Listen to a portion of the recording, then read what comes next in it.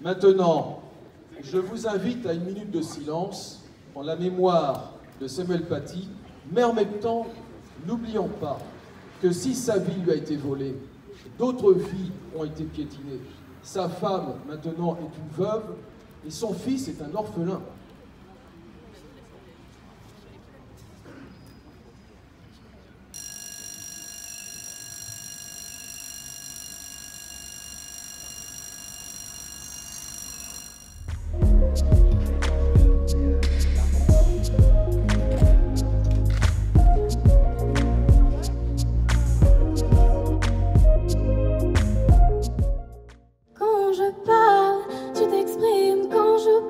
Tu me vis, quand je ris, tu revis, quand je pleure, mélancolie.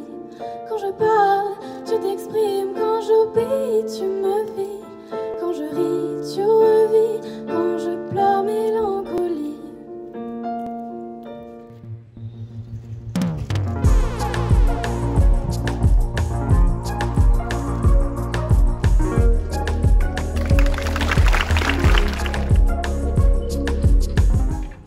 On trouve que c'est très important qu'on laisse pas cette histoire à l'oubli, car ce qui s'est passé c'est grave et on veut que ça ne se reproduise jamais et que personne ici oublie les valeurs de la République.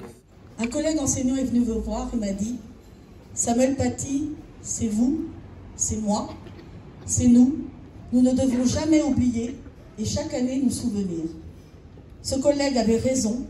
Car en effet, ce vendredi 16 octobre 2020, en commettant ce crime abominable, c'est l'école laïque républicaine qu'on a voulu abattre.